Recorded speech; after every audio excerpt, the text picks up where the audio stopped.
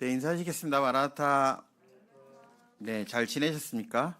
네, 날씨가 연이어 굉장히 더웠죠. 여름 날씨 같았어요. 거의 어제 오늘 30도가 넘었어요. 그래서 와, 여름이 빨리 왔구나라고 생각을 하게 되는 날씨인 것 같습니다. 건강들 조심하시기 바랍니다. 우리 찬양 한 장 하시겠습니다. 예배 찬송가 240장입니다.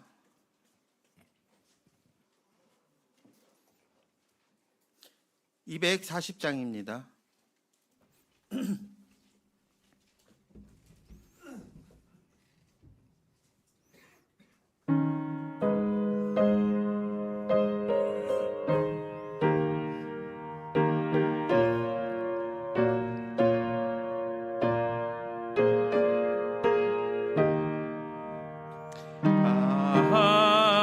하나님의 은혜로 있을 데 없는 자 왜 구속하여 주는지 나 알 수 없도다. 내가 믿고 또 의지함은 내 모든 형편 하시는 주님 늘 보호해 주실 것을 나는 확실히 아네. 내게 굳센 믿음과 또 복음 주셔서 내 마음이 항상 편한지 난 알 수 없도다. 내가 믿고 또 의지함은 내 모든 형편 잘 아시는 주님 늘 보호해 주실 것을 나는 확실히 아네. 내게 성령 주셔서 내 마음을 감동해 주 예수 믿게 하는지 난 알 수 없도다. 내가 믿고 또 의지함은 내 모든 형편 자시는 주님 늘 돌보아 주실 것을 나는 확실히 아네. 주 언제 강림하실지 혹밤에 홍낮에 또 주님 만날 그곳도 나 알 수 없도다. 내가 믿고 또 의지함은 내 모든 형편 잘하시는 주님 늘 보호해 주실 것을 나는 확실히 아네. 하나님께서는 나의 형편과 내 모든 것을 다 알고 계신다고 말씀하고 계십니다.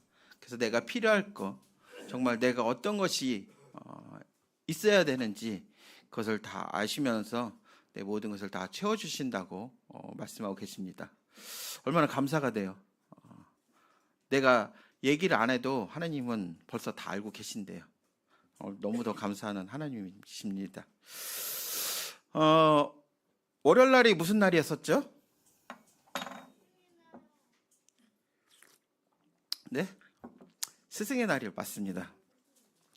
제42회 5월 15일 날을 스승의 은덕을 기리기 위해서 나라가 제정한 날이었습니다. 제가 초등학교 다녔을 때 정말 선생님들이 너무도 열정적이게 정말 고생을 너무도 많이 하신 것 같아요. 그래서 아이들이 어떻게 생활하고 있는지, 가정에서 어떻게 생활하고 있는지 가정 방문을 통해서 정말 집집마다 가정에 가갖고 정말 그 아이들의 환경과 또 아이들이 어떻게 살고 있는지 선생님 너무도 고생들 많이 하시는 것 같습니다. 그리고 또 아이들이 그때는 당시에 먹을 게 없잖아요. 그렇죠? 선생님이 도시락을 싸갖고 오셔서 정말 아이들에게 이렇게 나눠서 정말 먹여주시고 또 얼마나 감사가 됩니까? 또 그 당시에는 또 다들 어렵게 살다 보니까 입을 옷도 없어서 정말 선생님 옷도 막 나눠주시는 것 같아요. 아이들 위해서 정말 이것저것 다 정성을 다 쏟아주신 것 같습니다. 그리고 특히 저에게는 또 매도 많이 주신 것 같아요. 그래서 정말 제 초등학교 선생님들이 또 중학교 선생님들, 고등학교 선생님들 참 사람으로 태어났지만 사람답지 못하게 살았기 때문에 정말 매를 많이 주셔서 지금 이렇게 사람처럼 살고 있지 않는가라는 생각을 했습니다. 정말 너무도 존경스럽고 감히 그 발자취를 밟지도 못할 정도로 정말 너무도 훌륭하고 애써주신 선생님, 너무 존경스러운 선생님들인 것 같았습니다. 그리고 학생들과 선생님들의 그런 관계들 있잖아요. 유대관계, 끈끈한 그 유대관계들이 있었잖아요. 부모와 자식들의 그런 관계 말고 또한 그 선생님과 그 자녀, 제자들의 그런 끈끈한 관계들이 정말 그때는 너무도 가깝고 또 했던 것 같습니다.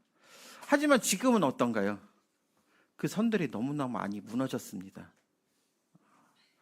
선생님이 숙제를 안 해온 아이들한테 정말 숙제를 해오라고 지도를 했더니 이건 인격 모독이다. 아이들이 인격 모독이라고 얘기를 한다고 합니다. 아이들이 요즘에 휴대폰들을 굉장히 많이 하잖아요. 그래서 그 아이들이 휴대폰을 하다 보니까 하루에 자는 시간이 3시에서 4시간 정도밖에 못 잔다고 합니다. 그래서 선생님이 그래도 아이들이 너희들이 잘 자라기 위해서는 하루에 한 7시간 이상은 자야 된다라고 얘기를 했더니 아이들이 뭐라고 하십니까? 뭐라고 했을까요? 이거는 사생활 침범이다. 그렇게 얘기를 한다고 합니다. 그래서 학부모님들의 항의를 받으며 또한 경찰에 신고를 당한다고 합니다. 참 이 얘기 들었을 때 너무도 씁쓸하고 정말 안타까운 생각이 많이 들었어요. 2020년 선생님들의 그 선을 넘는 건수들이 약 520건 정도 된다고 합니다. 그중 4분의 1이 아동학대로 신고가 된대요. 선생님들은 아이들을 위해서 정말 잘하라고 이렇게 가르치고 타일렀는데 그것이 아이들한테는 아동학대로 그렇게 된다고 합니다. 그래서 선생님들이 이직과 사직을 고민하고 있는 선생님들이 10명 중에 9명은 있다고 합니다. 거의 87%를 넘었대요. 선생님들이 점점 병들어가고 있습니다. 그 스승의 은혜란 노래 가사처럼 정말 참되고 바르게 자랄 수 있도록 길러주시고 정말 그 은혜가 하늘과 같다고 그 노래 가사처럼, 그런데 그것은 참 옛말인 것 같아요. 너무도 수고하시는 선생님들한테 우리가 정말 너무도 감사하고 우리가 만나보지는 못했지만 그런 선생님들한테 정말 따뜻한 메시지나 문자로 보내주셔서 정말 힘을 날 수 있도록 그런 응원이 필요하다고 생각이 듭니다. 여론조사를 해봤는데 센스 있는 선물, 스승의 날 때 그 센스 있는 선물에 대해서 여론조사를 해봤어요. 근데 그 베스트가 있습니다. 선생님 과연 어떤 선물들을 원하시는지 베스트가 있는데 어떤 분은 뭐 카네이션 이렇게 생각하지만 선생님들은 카네이션을 별로 안 좋아하신 것 같아요. 그래서 그 베스트 중에는 감미로운 초콜릿 등 있고 또 마카롱, 또 케이크, 홍삼 등등이 있다고 했습니다. 카네이션은 안타깝게 그 순위에서 빠졌어요. 이런 것들이 있다고 해요. 그래서 제가 지금 말씀드리는 거는 뭐 절대로 선생님한테 이런 선물을 해드리라는 것은 아니고 그냥 그런 것이 있다고 말씀을 드리는 겁니다. 그런데 선생님들이 바라는 가장 좋은 선물이 있습니다. 1등이 뭔지 아세요? 선생님들은 어떤 선물을 제일 받고 싶어 하는지 아세요? 1등이 무엇인 것 같아요? 1등이 뭐냐면 신고를 안 당하는 겁니다. 신고를 안 당하는 거래요. 선생님들이 다른 거 다 필요 없고 학부모들이나 그런 아이들한테 신고를 안 당하는 겁니다.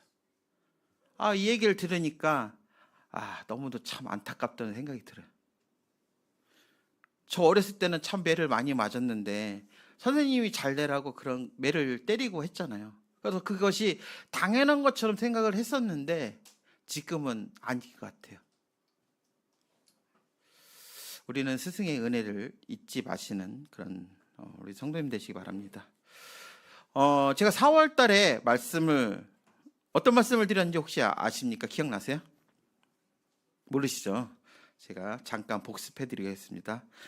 위정자를 위한 기도에 대해서 말씀을 드렸습니다. 그러니까 왕들과 높은 지도자의 모든 사람을 위해서 기도하라고 하나님이 말씀해 주셨어요. 이것은 하나님이 보시기에 좋은 일이며 기뻐하는 일이라고 말씀하고 계셨습니다. 그럼 어떻게 기도해야 되냐? 첫 번째, 국가의 문제를 놓고 기도하라 라고 말씀을 드렸습니다. 이 땅에 평화가 찾아온 것은 하나님이 보호하신 것도 있지만 수많은 그리스도인들이 피와 땀에 기도가 있었기 때문에 이 땅에 평화가 찾아왔다고 말씀을 드렸습니다. 독립투사 중에 백범 김구 선생을 잘 아시죠? 네, 독립에 굉장히 많은 힘을 썼던 그런 분이었습니다. 그 백범 김구 선생의 일지 중에 나의 소원이라는 구절이 있습니다. 잠깐 읽어드리겠습니다. 내 소원이 무엇이냐 하고 하나님이 내게 물으시면 나는 서슴지 않고 내 소원은 대한 독립이요 하고 대답할 것이다. 그 다음 소원은 무엇이냐 하면은 나는 또 우리나라의 독립이요 할 것이요. 또 그 다음 소원이 무엇이냐 하면 셋째 번째로 물어도 나는 더욱 소리 높여 나의 소원은 우리나라 대한의 완전한 자주 독립이요 라고 대답할 것이다. 정말 이런 수많은 사람들의 그 피와 땀의 기도가 있었기 때문에 우리나라가 정말 세계의 선교사로 보내는 1등의 나라가 되지 않았을까라는 생각이 듭니다. 우리도 정말 나라를 위해서 정말 더욱 더 기도하시는 우리 성도님이 되시기 바랍니다. 두 번째로 문제가 없어도 기도하자였습니다. 기도는 하늘의 능력이 이 땅에 부어지는 통로라고 말씀을 드렸습니다. 그래서 사탄은 평화스럽다, 지금 안전하다, 그때 사탄은 찾아온다고 말씀을 드렸습니다. 세 번째, 기도는 나라의 방패라고 말씀을 드렸습니다.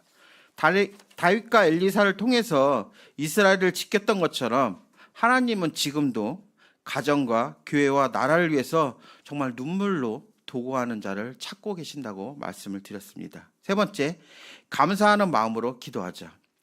감사하는 마음으로 하나님께 기도하면 우리가 상상할 수 없는 정말 놀라운 평화가 우리에게 찾아온다고 말씀을 드렸습니다. 여기까지 제가 4월 달에 말씀을 드렸어요. 기억나세요? 대충 기억나시죠? 기억 안 나도 기억난다고 하셔야 돼요. 자, 오늘의 주제는 뜻을 정하는 기도입니다. 먼저 하나님 말씀 다니엘 6장 10절입니다.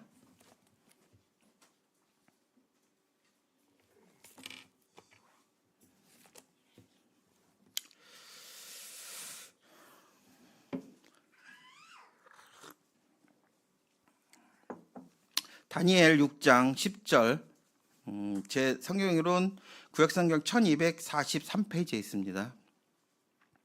다 찾으셨으면 6장 10절입니다. 다 찾으셨으면 한 목소리로 함께 읽겠습니다. 시작.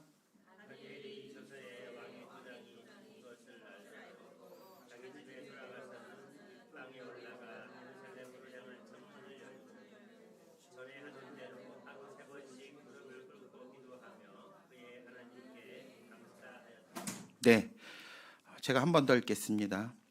다니엘이 이 조서에 왕의 도장이 찍힌 것을 알고도 자기 집에 돌아가서는 윗방에 올라가 예루살렘으로 향한 창문을 열고 전에 하던 대로 하루 3번씩 무릎을 꿇고 기도하며 그의 하나님께 감사하였더라. 다니엘은 뜻을 정하여 기도를 했습니다. 그리고 하나님이 그 놀라운 비밀을 그에게 보여주셨고 또 하나님께 영광을 돌리게 했습니다. 그럼 다니엘은 어떤 기도를 했는지 우리 자세히 더 구체적으로 알아보겠습니다. 첫 번째, 악조건에서도 기도를 했습니다. 우리 성도님들은 나의 조건이 최악의 상황에서 기도할 수 있었을까요? 기도할 수 있어요? 나의 생활이 정말 최악이다. 정말 내가 아무것도 할 수 없다. 그때 기도가 됩니까? 저 같으면 하나님을 먼저 찾기보다는 이 상황을 벗어나기 위해서 정말 많은 노력을 할 거라고 생각이 듭니다. 지금이 이 현실이 너무도 힘드니까 하나님을 먼저 찾아야 되는데 그것보다는 빨리 벗어나고 싶어서 이 고통에서 빨리 정말 벗어나고 싶어서 굉장한 많은 노력을 할 겁니다. 그리고 정말 하다 안 되면 그때 하나님을 찾게 됩니다. 정말 이게 나쁜 습관인데 그 습관이 계속 이어지는 것 같아요. 하지만 다니엘은 노예의 신분에도 다니엘은 하나님께 기도를 했습니다. 그리고 그는 응답을 받았어요. 그는 자유로울 때 하나님 앞에 기도를 하지 않고 포로였을 때, 그 현실이 정말 최악이었을 때 하나님을 찾고 기도를 했습니다. 그리고 그들이 싫어했던 유대 사람이었어요. 하지만 그는 그런 환경과 그런 것에 굴하지 않고 그런 악조건에서도 계속 기도를 했습니다. 그리고 뜻을 정하고 습관대로 계속 기도를 했습니다. 다니엘처럼 청년 시절 때 나는 어땠을까? 과연 그 청년 시절 때 다니엘처럼 그렇게 뜻을 정하고 기도를 했는가? 한번 생각을 해보게 됐는데 청년 시절 때 저는 정말 그 식사 기도를 그 누가 볼까 봐 이건 하는 건지 마는 건지 그냥 순간적으로 기도할 때가 너무도 많은 것 같았어요. 왜 그랬는지 모르겠어요. 지금 생각하면 왜 그랬을까? 기도하는 게 창피해서 그랬을까? 왜 그렇게 기도를 했을까? 내가 구원받는 게 너무도 자랑스럽고 너무도 감사가 돼야 되는데 그렇지 못하고 그런 기도가 너무도 창피하고 정말 부끄러워서 그렇게 하지 않았을까라는 생각이 듭니다. 다니엘의 그 시대에는 임금의 다른 신을 섬기면 어떻게 됐어요? 뜨거운 불 속에 던지거나 사자굴에 던져졌습니다.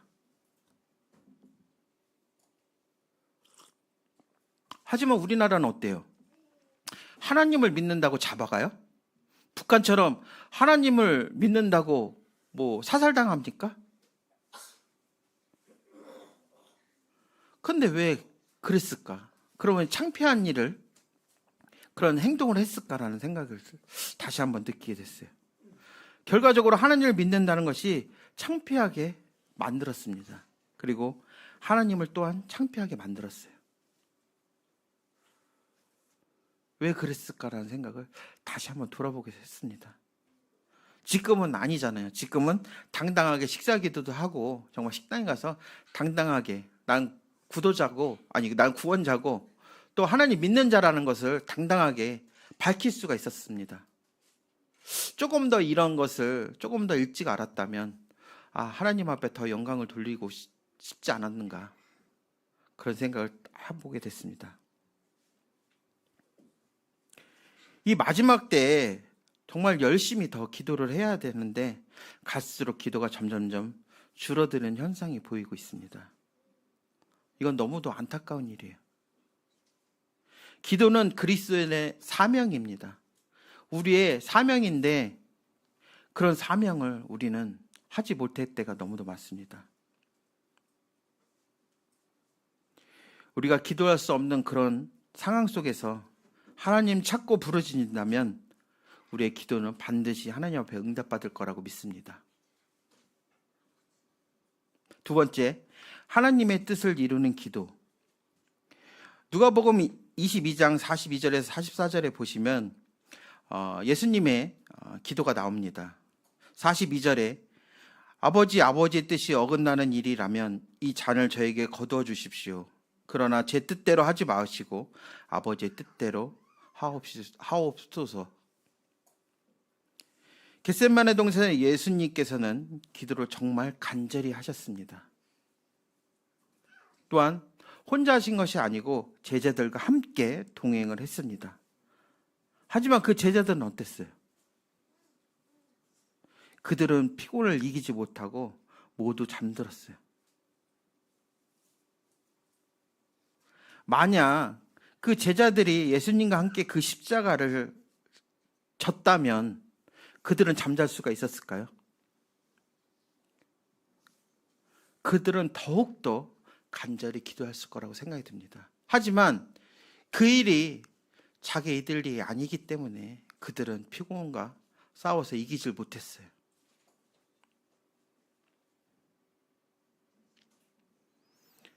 예수님께서는 인성에서 나오는 예수님의 기도는 할 수만 있다면 그 고난의 잔을 지나가게 해달라고 기도를 했습니다. 하지만 하나님은 그 응답의 기도를 응답해 주시질 않았어요. 그리고 예수님은 곧 신성의 기도를 하셨습니다.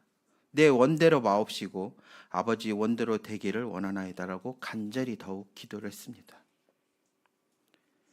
땀방울이 핏방울 되도록 정말 간절하게 기도를 했어요.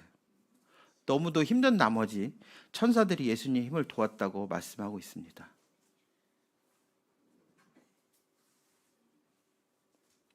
예수님의 그런 간절한 기도 때문에 우리가 지금 이 자리에 있지 않았을까라는 생각이 듭니다. 만약에 우리의 제 문제가 지금 해결되지 않았으면 우리는 어떻게 해야 될까요? 아무런 희망도 없고 정말 앞도 너무도 캄캄하고 우리가 삶을 살 수 있을까요? 하지만 어때요? 예수님의 그런 희생과 정말 노력으로 우리는 정말 평화를 얻었고 너무도 감사하는 생활을 살고 있습니다. 십자가의 고난이 하나님의 뜻이라면 그거는 피할 수가 없습니다. 우리도 하나님의 뜻을 행할 때 고난은 반드시 찾아온다는 것을 잊지 마시기 바랍니다. 어떤 이는 그런 고난이 달게 받는 사람이 있는가 하면 또 어떤 이는 그 고난을 피하는 사람도 있습니다. 하나님을 원망하면서 왜 이런 저런 고난이 왜 하나님이 허락하셨을까? 그러면서 하나님을 뜻을 묻지도 않고 왜 나만 힘드는가? 왜 불행한 게 나만 오는가? 그렇게 하나님과 자신을 원망하면서 살고 있는 사람들이 너무도 많습니다.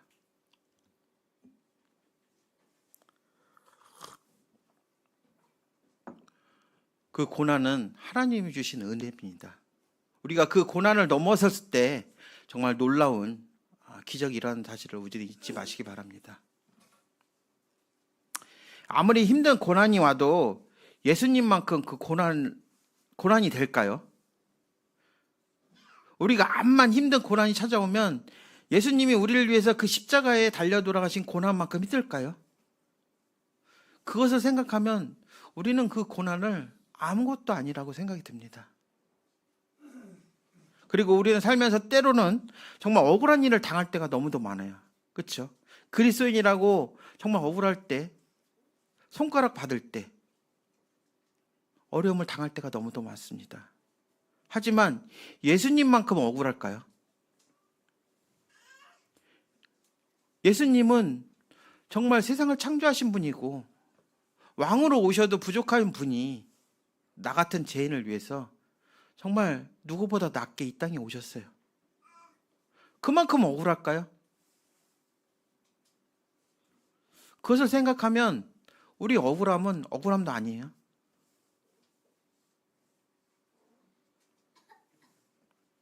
예수님을 생각하며 정말 이겨낼 때 놀라운 하나님의 뜻을 알 수 있을 거라고 생각이 듭니다.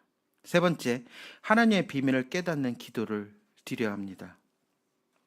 하나님은 느부갓네살 왕에게 금신상의 이상한 꿈을 꾸게 했어요.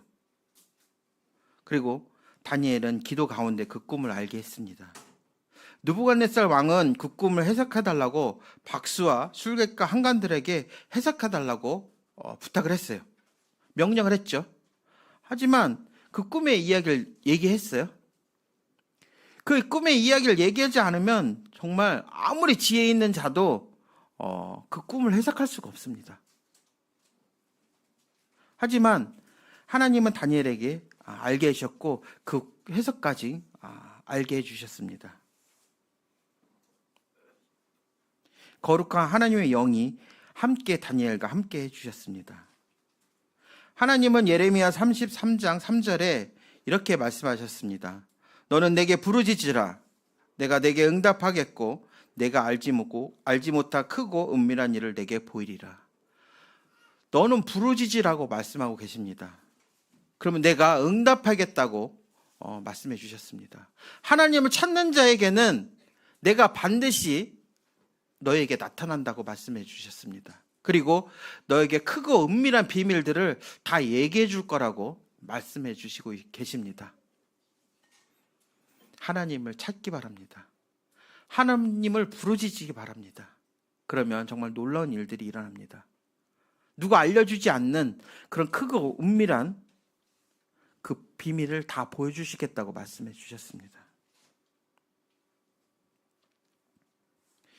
다니엘에게 그 비밀을 보여주신 결과적으로 많은 사람들의 생명을 살릴 수 있는 그런 놀라운 일이 일어났습니다. 오늘날에도 하나님의 그 많은 비밀들을 사람들에게 알려주면 그들의 죽음에서 건져낼 수 있는 정말 놀라운 일이 일어납니다. 그 많은 사람들한테 그 복음을 전하면 그들을 구원할 수 있는 놀라운 일이 생깁니다.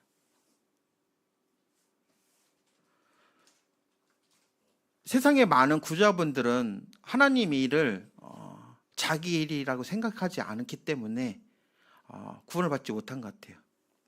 하지만 그들에게 계속적인 그런 구원의 이야기들과 또한 그런 하나님의 비밀을 알게 된다면 정말 많은 사람들이 구원받고 살아나지 않을까라는 생각이 듭니다. 제 네 번째, 합심하는 기도입니다. 요한계시록 5장 8절에 보시면 향이 가득히 담긴 금 대접을 가지고 어린 양 앞에 엎드렸습니다. 그 향은 곧 성도들의 기도입니다. 다시 말하면 성도님들의 기도로 금 대접이 가득 차게 된다고 말하고 있습니다. 그래서 성도님들의 각자 기도의 분량을 채워야 기도의 응답이 지연되지 않다고 말하고 있습니다. 그래서 기도는 곧 우리의 사명이라고 말씀을 드리는 겁니다. 각자 그 기도의 분량들이 있어요. 그것이 마땅하고 그것이 사명이라고 말씀하고 계십니다. 과연 나는 얼마큼 그 기도의 분량을 채우고 계십니까? 나는 그런 사명을 다 하고 있는지 다시 한번 생각해 보시기 바랍니다. 다섯 번째로 생활화하는 기도입니다. 다니엘은 하루에 3번씩 자기 고향의 예루살렘을 향하여 기도를 하였습니다. 생활화되었고 이게 체질화되었습니다.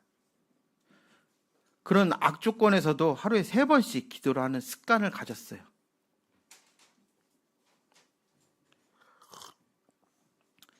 그러면 나는 지금 어떤 조건에서 어떻게 하고 있는지 한번 생각해 보시기 바랍니다.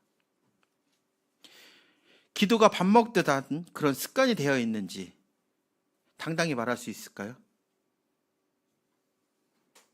우리 밥은 하루에 3끼를 다 먹잖아요. 근데 그만큼 기도를 하고 계십니까?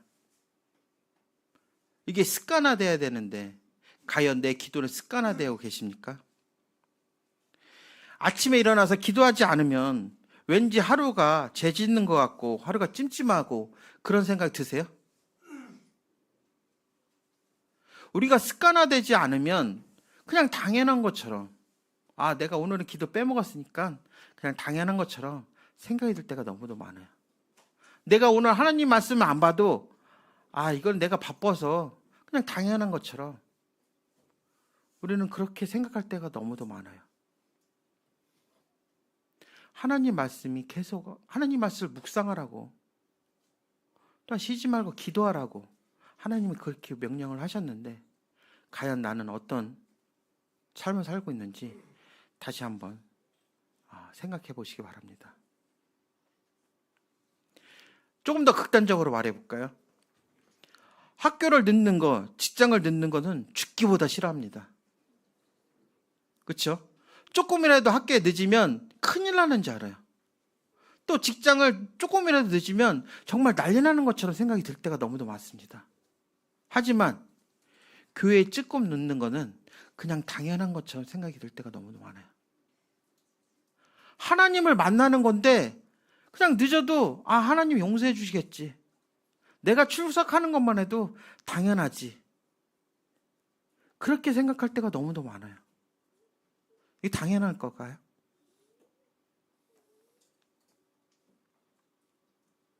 이 모든 것이 습관입니다. 옛말에 3살 버릇 80살까지 간다는 말이 있습니다. 이게 평생 버릇이면 이거는 떨쳐버릴 수가 없어요. 우리 아이들한테 기도를 잘 할 수 있는 방법이 있어요. 어떤 건지 아세요? 우리 아이들이 정말 기도를 잘 할 수 있는 방법이 있어요. 어떤 건지 아세요? 의외로 되게 간단해요. 부모가 먼저 그 아이들한테 보여주면 됩니다. 그러면 그 아이들은 자연스럽게 따라오게 돼 있어요. 부모가 모범이 되면 그 아이들은 자연스럽게 배웁니다.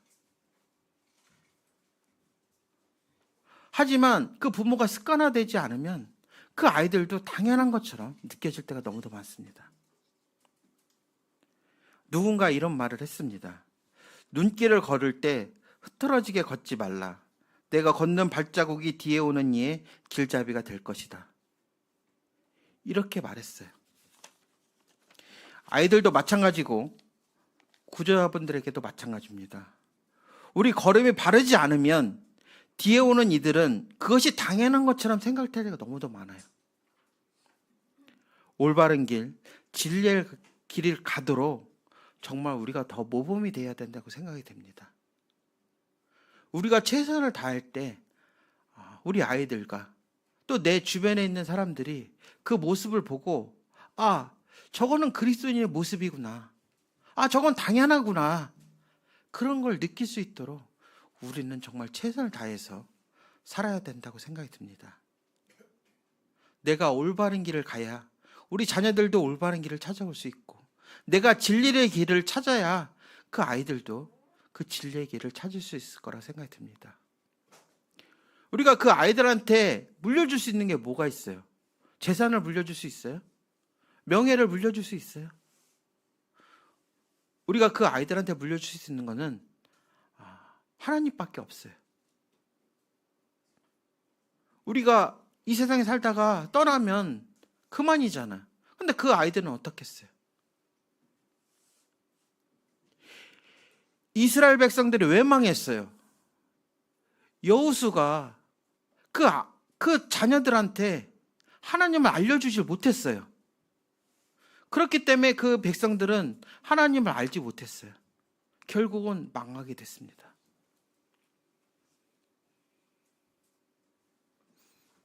이 세대가 우리 세대만 지나가면 끝나는 건 아니잖아요. 다음 세대 때 우리 아이들한테 이 세대를 맡겨야 되는데 과연 우리는 어떻게 해야 될까요?